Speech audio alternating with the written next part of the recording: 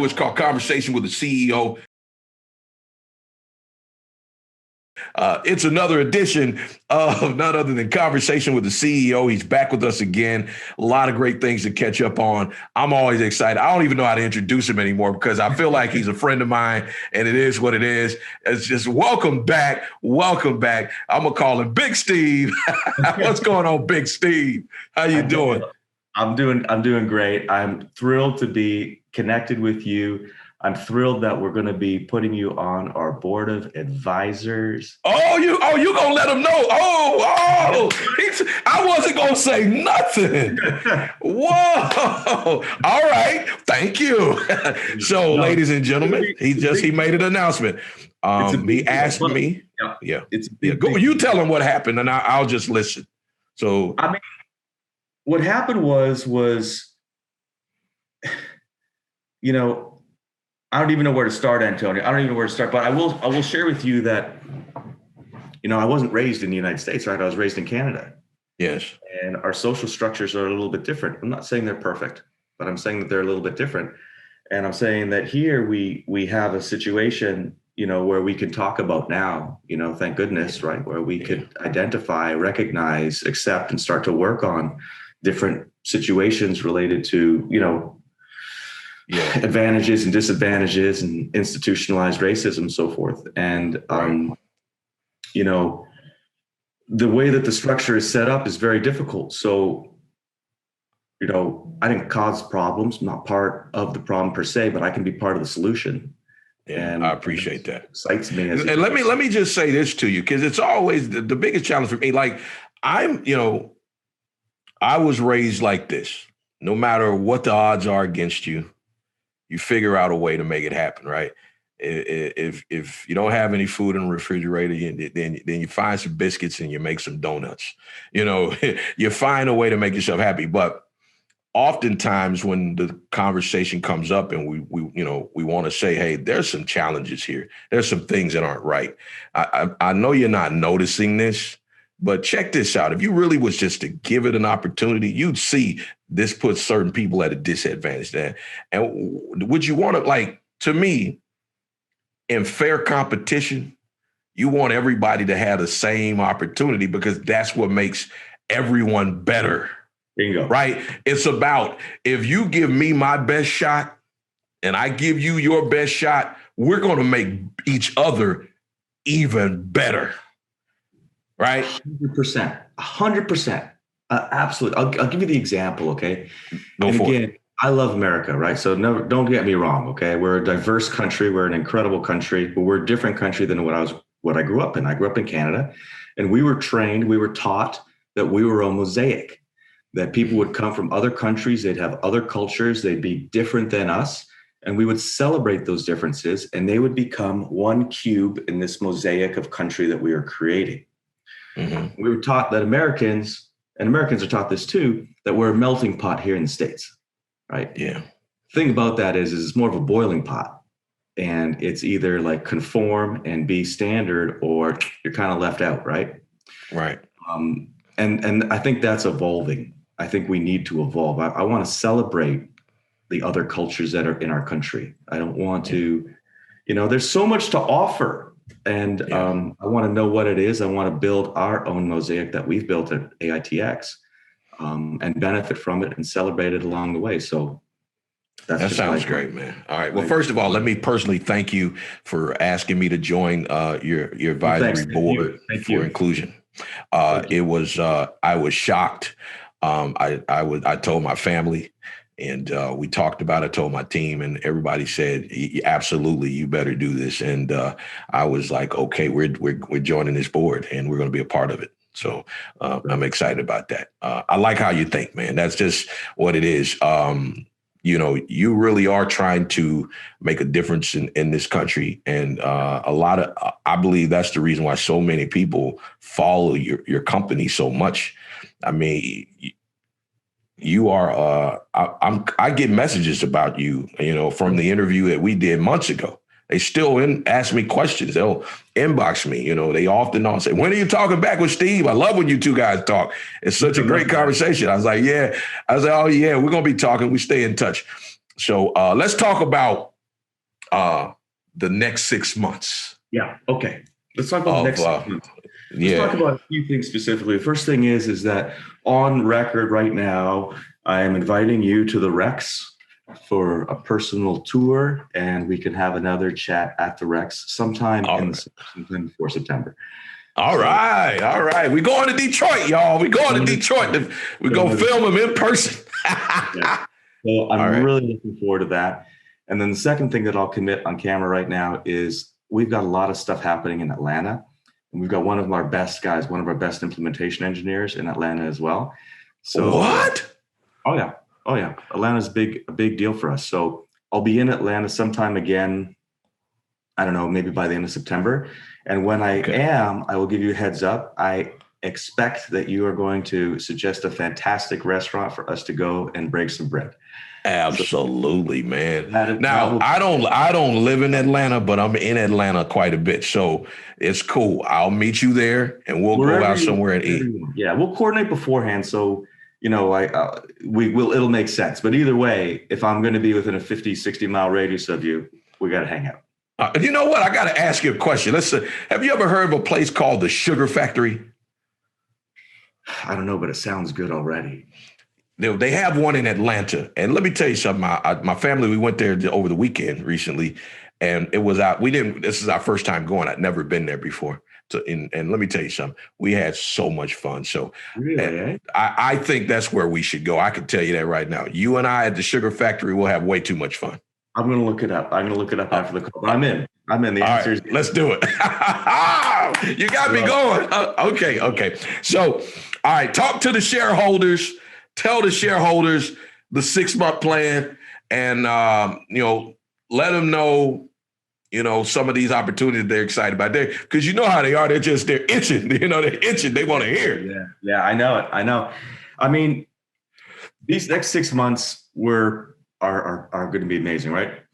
Mm-hmm. One of the things that I think is going to be really easy for everybody to appreciate is going to be we're building a kind of a historical timeline on 4 different tracks of the accomplishments that the company has achieved so far. I'm always forward looking, but we've done so much so far that I want to do that. And then in that timeline, I'm going to have some major milestones indicated for the future, so that people can say, oh my God, these guys deliver. These guys deliver, and this is what they're saying they're going to deliver going forward. So I think that'll be really good at providing a single snapshot, easy to understand. Yeah, these guys are awesome, and they're doing more awesome things. Okay, so that's coming up next. I like that.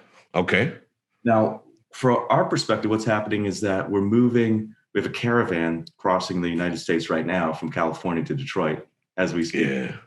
So they're going to arrive Friday, and that's with 4 California employees that we've moved to Detroit. Wow. So that's really cool. The Detroit guys are working really hard. I think I sent some build photos of how the inside's going. So that went up yesterday. So my expectation is that we are building in Detroit next week, which is great. That's a huge milestone for us. We got a big funnel to get through to build and get out the door, right? We're 2 weeks into the second quarter, our fiscal quarter. I want to, blow everything out. We don't sandbag, it's pedal to the metal every single time, every week, every day. And then the following week is a big, big deal for us. It's our first Radcon, which is called Radcon 21. Radcon. Oh man! You sounded like. That sounds like some exciting stuff for me. When you add con to something, it's just. I've been to those things before. They're crazy. So this agenda and our agenda is incredible. It's action packed, and we have a couple guys from our biggest dealer embedded with us, which is a big, big, big deal. That's new information that hasn't been released yet. So 2 guys from our largest dealer are going to be embedded with us the entire time from Allied Universal. So big, big, big deal, showing the commitment of an $18 billion global superpower, largest security company in the world, embedding guys with us. Big deal. Wow. And then, and we're going to have Jeffrey Slotnick, who is going to be our new chairperson of the board of advisors. He's going to sit on it as well. And then we're going to have about 18 RAD employees as well. The purpose of Radcon, okay, is talk to me. What is in a post-COVID world, right? Mm-hmm. Everybody's coming together. Everybody who touches the customer, the sales team, the implementation team, and some of the other execs are coming together. We're going to, shake hands in person, right? Oh, man. We're going to do a massive skills upgrade of how to sell RAD, how to implement RAD, what it all takes. And by the end of these 3 days, effectively, the RAD teams are going to go from being like the A team to the A+ team, just absolutely amazing. So that's what the purpose of Radcon is. I like that. Now, who can attend a Radcon? Can a shareholder say, I want to be in Detroit doing that? Absolutely not. Oh, okay. All right. And please, I get shareholder outreach all the time. Hey, I'm in Detroit. Can I come by? And I'm like, listen, you can drive by, right? But it's not like a visitor center, All right, gotcha. So let's make that clear. Yeah. It's not a visitor center. Don't just start showing up just because you love them so much. All right, let's be in perspective. This summer, which I might pair around you coming down as well. Okay. So, because there's so much interest, there's so much outreach. But I want to get the drone cage up and built first. There's a few things like eye candy things that I want to get up and running first, and then that way we have maximum effect. So I'm hoping that's happening by the end of August, that shareholder event or something like that. Oh man, let me ask you this, because now that the economy's starting to open back up and everybody's trying, I've run into some things myself. I want to know what you've run into that's unique and different, right? Rental cars, for example. I tried to rent a car the other day, and it was like $500 a day, and it was a small economy compact car. I mean, and that was just what it was. You know what I mean? The hotel rooms, prices have just skyrocketed. So, in terms of that demand for your product, what is it doing there for you as well? Are you seeing anything like that? It's funny. We have different experiences on that. So first thing, I've been a national car rental customer, a happy national car rental company for 15 years. And I rent a lot of cars and haven't changed my rate. Any airport, I'm still paying $34.50 for what? Car. Yeah. Man, y'all are awesome then. Picked up a car down here in Orange County. No problem. So no problems? And I hear this from. I had one of my daughters was in Oklahoma for a week on work, and $2,000 5 days of rental of an Econo box, and I was just like, I can't believe it. I heard a story of $5,000 a week, kind of similar to what you're saying. It's been no difference for me on the rental cars. Man. On the hotels, again, different experience. We're going back up to San Francisco Friday, tomorrow, and I'm pretty frugal, careful with the dollars, right? But whenever I've been able to travel, I'm able to go up a class in hotel because all the prices are lower for me. So we need that class then, Steve. We need that class, because I'm telling you, I had that experience. But hey, maybe I'm just doing something wrong. I will share with you on the downside is the number of flights just don't exist anymore. It used to be 20 nonstops from San Francisco down to Orange County where I'm at, and there's 3 now. I have to fly through Salt Lake City the other day. It's ridiculous. So the flights are a problem. Flights are a problem. You got to add flights, but everything else, I'll tell you, it's a bit of a pleasure. There's not a lot of traffic. I was enjoying San Francisco for the first time in 10 years. Because no one was on the streets. There was no traffic. It was fantastic. But so in terms of what have you noticed with where are you seeing demand with AITX in terms of what you guys got going on? Where is that demand? Because it seems like all companies are getting some type of demand somewhere. Yeah, I got to tell you, man, this is crazy. It's crazy, right? When I started the business, I figured we would bring a strong return on investment to these companies, by using AI-enabled devices instead of human capital, where either you can't put it or it's too expensive or it's inefficient or it's low frequency problems, whatever it is, right? That was the value proposition. And we got uptick. We definitely got uptick. Obviously, we're here today. What's happened now is that as the economy comes roaring back, right? security guard companies can't find people to hire. So we've gone from being a clever thing to add to save customers money and really cool. I understand the market's going there. We're going to take baby steps, right, with RAD and AITX and so forth, to now where the phone's ringing off the hook and they're saying, I can't staff the jobs. And I got people walking off the job because McDonald's is giving them 50 more cents down the street and nobody has to yell at them, right? And so that's where we're going. This has been a catalyst for our business. Now, looking forward, and I want to talk with you about that because that alone is a topic of discussion. But going forward, I don't expect it to change. I see labor rates rising across the board is what I see. I'm interested in what you see. And I see. You know what you're sounding like, though, because that's what happened to Zoom, right? When the pandemic came, it basically speeded up the process of Zoom because people couldn't meet in person anymore, but they still needed to have these meetings. And let me tell you something. I keep up with this stuff, so I'm watching this. The employment problem, the hiring of people. I know I think they want to charge that to the extra money given from the feds for unemployment, but that's not it. I'm telling you, that's not it. I'm on the ground. I'm in these streets. People have just gotten to a point where they've been forced to do something else for a while, and they found out they have a talent. And they're putting that talent before going back to that old position, right? If it's a position that didn't really require you to do too much thinking anyway, and now you were forced to think, you started thinking and realized, you know what, I'm valuable. I can do something. So it's like, it's hard to go back to that, right? So I'm living that. I'll give you a quick story from my family, from my life. Go for it. One of my stepchildren, he's 22 now. And not an academic kid. Most of the other kids are, all kids are different. You've got a bunch, you know how it is, right? Yeah. So not an academic kid, very athletic, that kind of guy, nicest, humblest kid, like, thank goodness, all my children. But working at the Marriott as a busser, leading up to the pandemic, and he's doing great. He's working as hard as he could. He's living on his own, no support, the whole thing at 20, 21 years old, right? Like, he's like doing good. Pandemic hits, and anyway, we have to move in with him because we're in Montreal. We're we have our own pandemic story. Anyway, pandemic's going on, starts making a little bit of money in the stock market, opens up a little Discord, starts doing all this stuff. And he's like, listen, man, I'm nervous that I'm going to be able to make enough money to cover my monthly nut, but I don't want to go back to doing what I was doing. And I said to him, I was like, you have an opportunity right now to figure out your own way.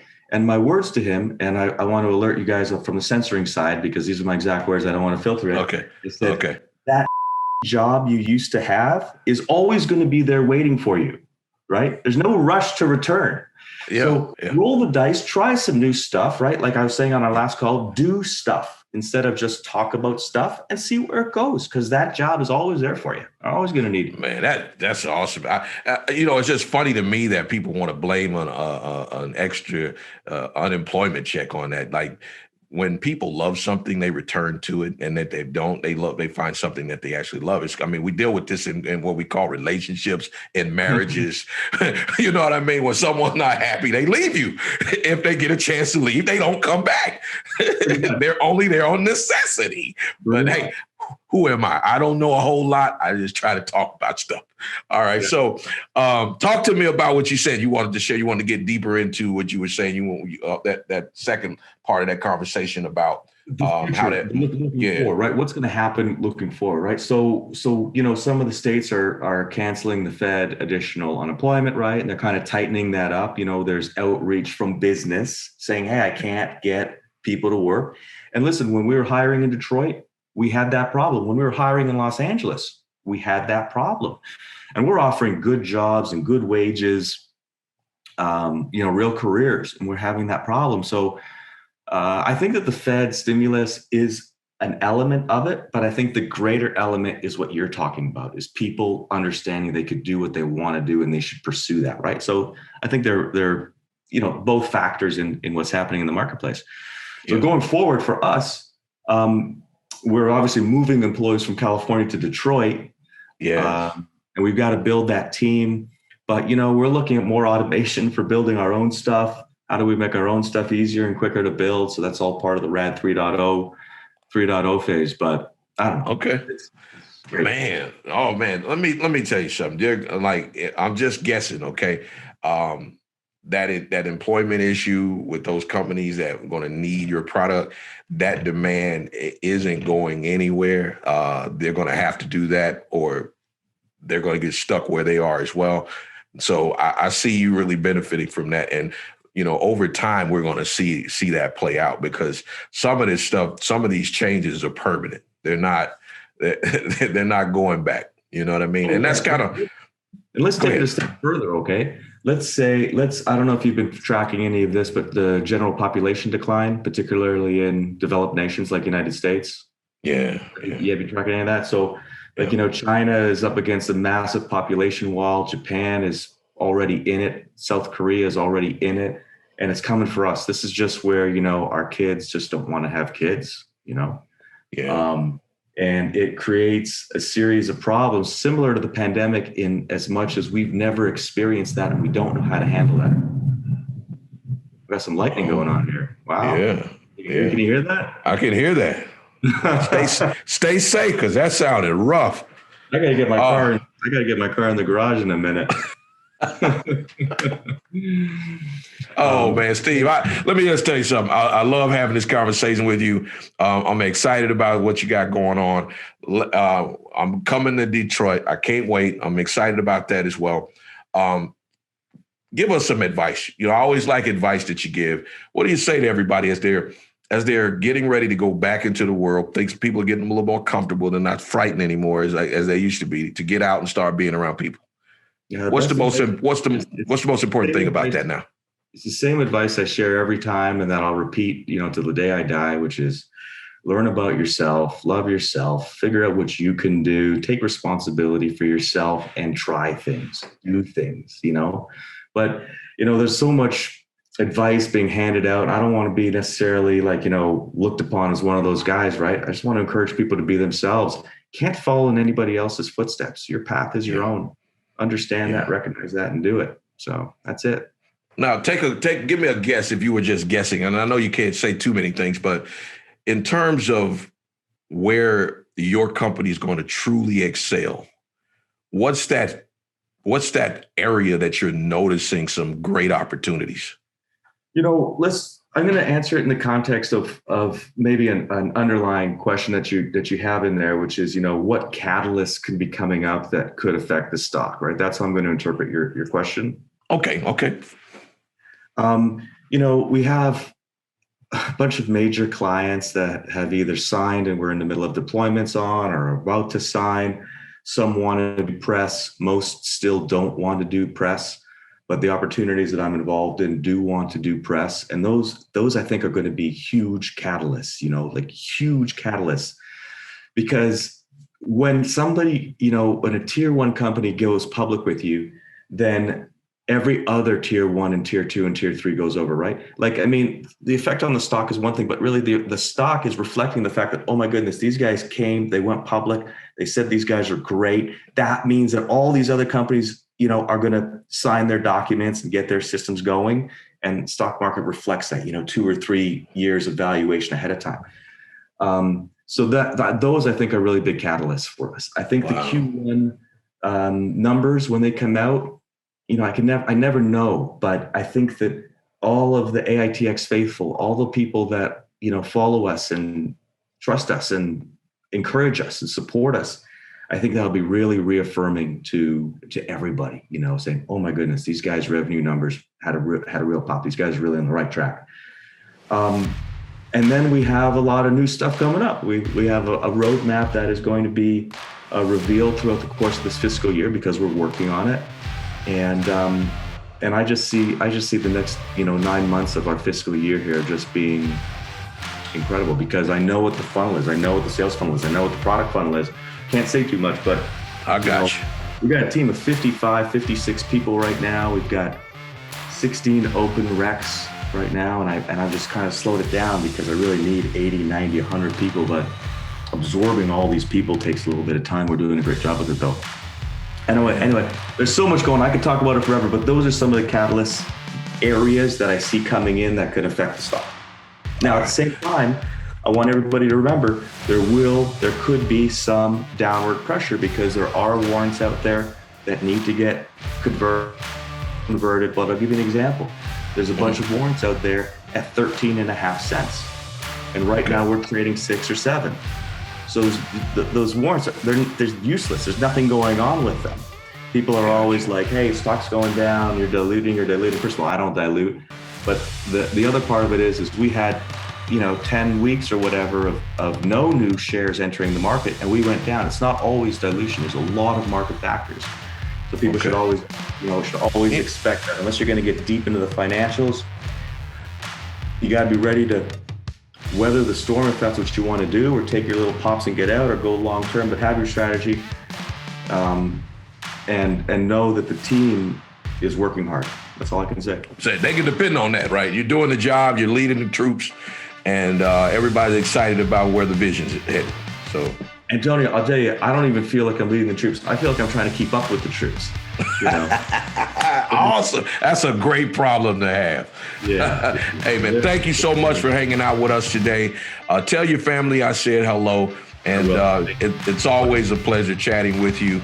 I don't know. What are you going to be? What are you going to be doing for Juneteenth? I had to ask. It's a federal holiday now. Yeah, I've got to figure it out, right? I think we'll be in San Francisco, so we'll be coming back from San Francisco on that Saturday.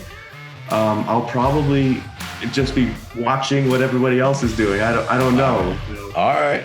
Suggestions for me? Anything I could do? You know what I would do? I would just, if I were you, go to a couple of those convention centers, like typically Martin Luther King Boulevard is in most cities. There's probably a rec center there that's probably doing something informative. It'd be good for you to probably go down there and check it out. That's what I would suggest. I'll do that. I want to share one thing with you real quick. I've been traveling in and out of Atlanta Airport for 20 years, right? And I always walk. In between terminals A and B or B and C, they have this like history of Atlanta and Georgia. And I'll tell you that walking through there and standing and looking at the stations, and then you get to Terminal E and you've got Martin Luther King, like an old suit from Martin Luther King that he wore when he met with Lyndon Johnson, stuff like that, right? Yeah. This is why I'm saying that like diversity matters, because it makes you stronger and better. Like it's been fascinating, the little bits that I've been able to pick up. So we'll see what's happening in San Francisco on Juneteenth and see if we can't do something. Hey, thank you so much. And that's Steve Reinharz. He's the CEO of AITX, y'all. Y'all know we love to have a conversation with him, and it's always fun. This won't be our last. I can assure you that. I want to say a special thank you for asking me to be on the advisory board of the company. I am literally humbled in that request. And I'm looking forward to seeing what that is all about, because here at the Lynchpin Bunch Inc. and Conversation with the CEO, y'all know what it's about. It's always about helping people grow. That is our goal. That is what we're trying to do. We're focused on purpose. Remember, always try to learn something. Always try to get better, because if you're not growing, you're dying.